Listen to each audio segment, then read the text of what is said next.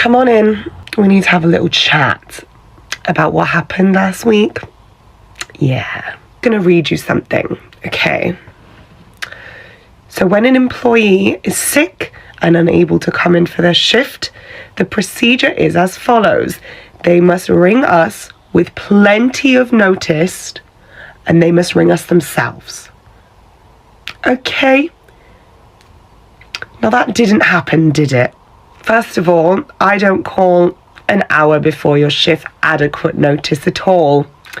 Yes, no, I understand that you were throwing up and you didn't begin throwing up until that point, but that's not really my fault, is it? It's not really a me problem. What else happened is that you didn't call us, did you? Your mum called us, or some woman who said she was your mum. I don't know. It's written in your contract. You provide us with the reason why you're not coming into work with adequate notice. And that didn't happen, did it? So what that will be is a first written warning for this instance. And maybe then it won't happen again, will it? And you'll understand what you did wrong there. Okay. Hello, the dentist where I work. How can I help? Well, finally, I've been calling all morning. Why haven't you picked up? It's 9:01, ma'am. We open at 9, so that's probably why you haven't been able to get through. How can I help you today? My son has an appointment today. Oh, we just can't attend. Okay, what was the reason for the cancellation?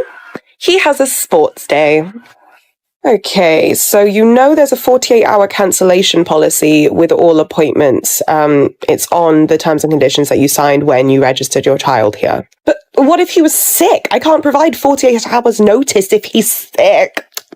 I thought he had a sports day. But what if he was sick? But he's not. He has a sports day, you know? An organised day, you know? You probably had a bit of notice for that. But what do you do if kids are sick? We're not going to talk about hypothetical sickness because he's not sick. He has a sports day and you forgot to tell us. So what time was his appointment today? It was 9:15.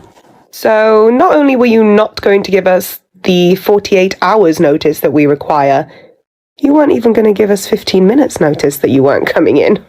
But I've been calling all morning to cancel. It's hardly my fault you're not open before 9 o'clock. When did they organise this sports day at 6 o'clock this morning? Why are you being so rude? Honestly, ma'am, I'm not being rude. I just know that you're going to get really angry with me when I tell you the next appointment isn't until February. Hey, Karen, I'm clocking out now. Just to let you know, tomorrow is going to be my last shift. Bye, Emily. What did you say? I said tomorrow's going to be my last shift. I got a new job with contracted hours. So I don't need this job anymore. Emily, you can't just leave.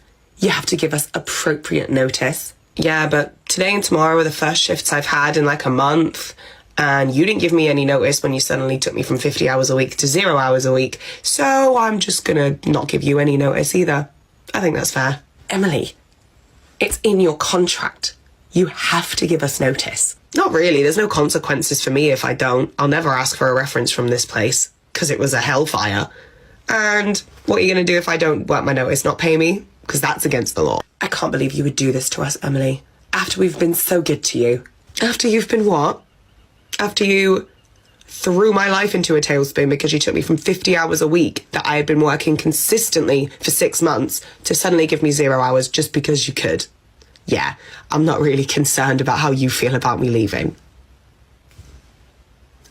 I won't see you ever again. Emily, thank you for coming in for this little meeting. I didn't let you know beforehand, but this will be a disciplinary meeting. Okay, you can't do that, Karen. If it's a disciplinary meeting, I need notice. Emily, I do not have time for you to come at me with your fake rules and regulations. Yeah, that very fake national employment law. Anyway, let's get started. Do you remember when we hired you, Emily, and all of the things you agreed as an employee of the pub?